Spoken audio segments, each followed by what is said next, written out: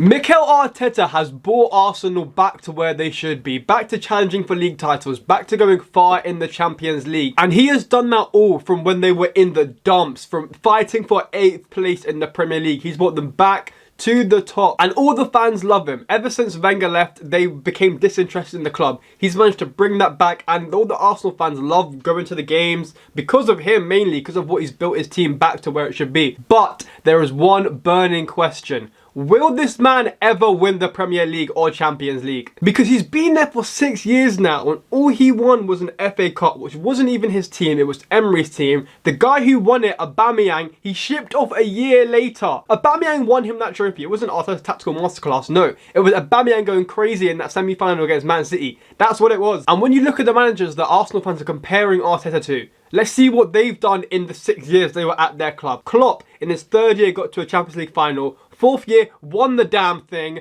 5th year, won the Prem. Pep had his 1st season, he didn't win anything. Since then, it's been dominance. Slot, his 1st season, won the Premier League. Arteta, 6 years, won an FA Cup with someone who wasn't even his team. He hasn't won anything as an Arsenal manager. He's built this club brick by brick. This whole team now is his players, and he can't get them over the line. And every year he's been going up and up and up. But the last few years he's kind of stagnated. Since that 22-23 season, hasn't actually improved the team, I don't think. But before we get into the video, please could you hit that subscribe button and the notification bell to make sure that you never miss a video. I'm trying to hit 5,000 subscribers, so please, any help is much appreciated. Let's look at that season, that 22-23 season. Arsenal were new challengers. No one expected them to get anywhere. They were playing exciting football. Odegaard scored like 15 goals from midfield. Martinelli scored 15 goals. Saka scored about 15 goals. Goals being spread around. But that Saliba injury fucked them up, and they just leaked goals. They put Rob Holding at the back, and they just lost the league due to not having a centre back. That was it.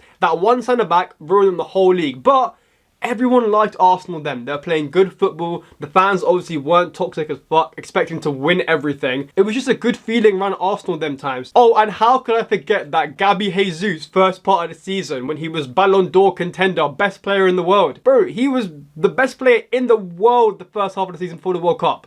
Since that World Cup, he got injured and then he just hasn't played since. I still think Gabby Jesus is Arsenal's best striker, and this is also while bringing in Gyökeres. Gabby used to hold. And then you get on to 23-24. Arteta has seen the last season. He needs to reinforce that midfield, reinforce that defence. So what does he do? Spends £100 million on Declan Rice, a DM who Man City wanted. Arsenal managed to get them. That was a statement signing for Arsenal and Arteta. They managed to get someone over Man City, someone to believe in the project, someone still quite young and going into their prime as well. And then for some reason he started doing terrorist ball. Tell me why he started having 4 centre-backs at the back thinking he was Pep. This is when Arteta just started to copy Pep. Pep won the league with 4 centre-backs at the back. Arteta thought, let me get 4 centre-backs at the back. But the 4 centre-backs you've got was shit. Timber came in, got injured straight away. So they've got Ben White still at right back with no cover. And then at left back, you had Tommy Asu to cover Timber's injury. So what? You had just 4 6-foot-plus men that couldn't get up and down the pitch. The team was ass. The attack was ass. This is when Odegaard and Martinelli started to drop off. Saka was calm. Saka was still hitting them numbers. He was doing his thing. But you see Martinelli and Odegaard, they just fell off a cliff this season. And you haven't seen them since. Literally, this was the year that Arsenal were on top of the league for the whole season. The whole season they were on top of this league. The last maybe 5 games, Man City came through and was like, nah, I want to do 4 in a row. And that was due to that game, that Man City Arsenal game when Man City beat them. Everyone knew. Man City were on that streak of winning 20 in a row, and Arsenal were getting draws here, they were getting losses here, the pressure was getting to them. They haven't been in this position before. They were knocked out of Champions League early on as well by Bayern Munich. That 23-24 season should have been the season they kind of kicked on, maybe win the league, and they just didn't, because the attack let them down heavily. They just didn't really attack. They struggled to score goals that season, if I remember correctly. And then that brings us into last season, the season that Arsenal had to win it. Everyone was saying if City were to drop off because they just won 4 in a row, Arsenal were the best team to then win the league. City, lo and behold, dropped off. They were fucked. They hadn't won in about 13 games. They were like 8th place. They're done out. But in stepped Arne Slot. He literally took over Liverpool with no signings and brushed Arteta. From the transfer window they had as well. They brought in their 4th centre-back. They had Calafiori. Timber was back. That's pretty much a new signing. They got Mikel Arteta, a DM. but one thing they never got was an attacker, and that's what fucked them up last season.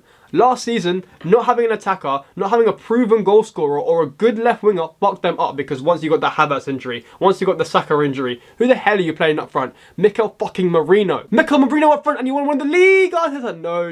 You drew too many games last season from winning positions. From winning positions, you leaked a goal, maybe 80 plus minutes, and you've drawn the game. We never felt challenged by Arsenal at all. In my opinion, I knew the league was wrapped up by December. By Christmas, I knew the league was wrapped up when I saw Arsenal were challenging us. Arsenal aren't good challengers, man, because whenever we drop points, the next day they would drop points. They never capitalised on us dropping points, so that's why I was like, cool, we're winning the league.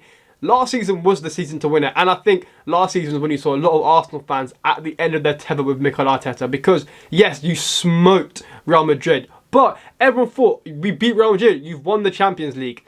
No, you beat them in the quarterfinals, bro. You still got about 2-3 games left to play, and you got smoked by PSG. How are Arsenal fans saying, oh, we only got dominated for the first 20 minutes of the first game? No, you were dominated throughout the whole 180 minutes. It's not shameful to say you got battered by PSG. They won the fucking Champions League, bro. You're not supposed to dominate every single game. Otherwise, you were supposed to win everything, and Arsenal win nothing. So, in my opinion, last season was a total disaster and failure for Mikel Arteta, because they should have been the ones to win the league, not us. Let's be honest, bro. We should not have won that league last year. But we did, because of Mo Salah carry job. And you can say injuries this, injuries that. No, you're Arsenal Football Club. You have depth. You're challenging for the league. You have depth. The players that are coming in are good players. It's just that Mikel Arteta isn't choosing to play them. Why are you not playing Raheem Sterling when you have no wingers on the bench apart from him and you need a goal? Just put him on, because he will do something better than bringing on a centre-back and opening against a right header from a flipping corner. Because that's their game plan.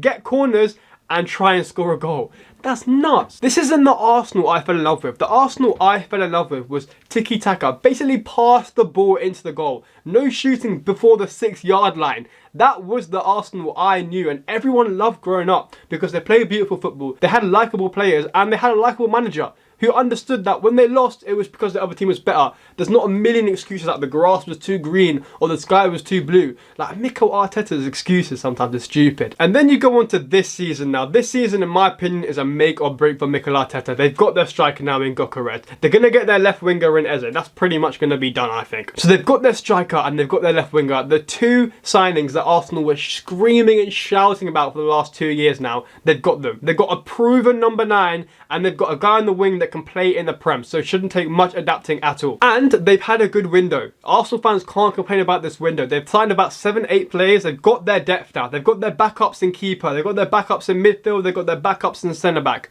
They now have got their 2 marquee signings as well in Eze and Gyökeres. So this is the time to do it. City are in transition at the moment. You don't know how they're going to be. Liverpool have bought hella players. You don't really know if that's all going to work out. Chelsea aren't there yet. They're close, but they're not there yet. I don't think they can do a whole 30-game league campaign.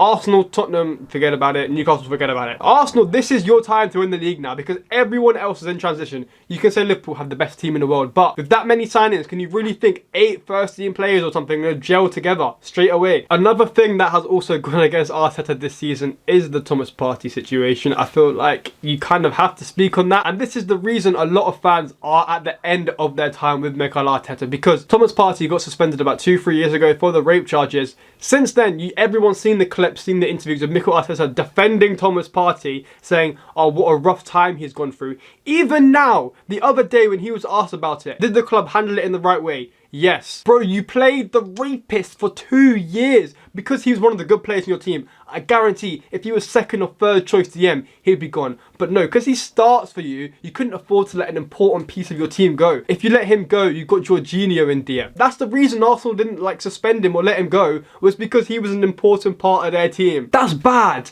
That is very, very bad, because everyone knew it was him from the outside world. So how Arsenal didn't know is stupid. And oh, suddenly the day after Arsenal release him, he gets arrested. No way Arteta and Arsenal didn't know about that. Especially when you come from Arsenal, the people's club, the culture club, and then your manager and club are acting like this. It's going to put a whole lot more pressure on Arteta from Arsenal fans. He has to win something big this year. It has to be one of the Prem or the Champs, because there's no way you can keep backing him. It's been 6 years trophyless, going to be 7 after this season with Arsenal. Arsenal Football Club are trophyless in 7 years. Like, that shouldn't be a thing. And the fans are gassed. The fans are excited for the next season ahead. Brother, win trophies now. Newcastle won a trophy. Palace won a trophy. Spurs won a Europa League, something you've never ever done.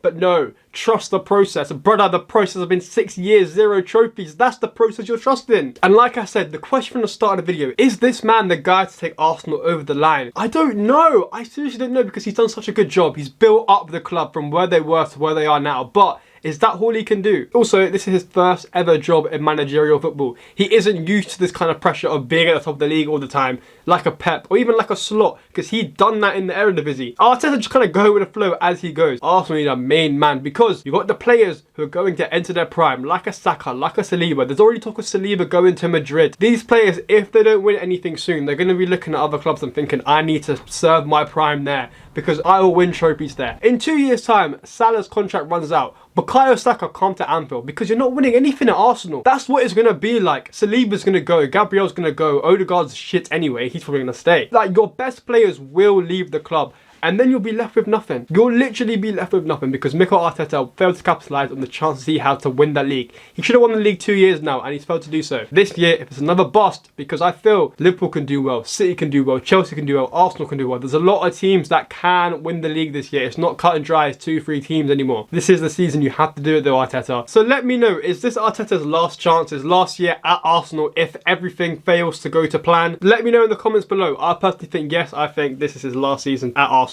If he comes back trophyless, he's gone. He's out the door. But that's all I got for today. I hope you enjoyed. Like, share, subscribe, all of that. I'll see you in a bit, and love.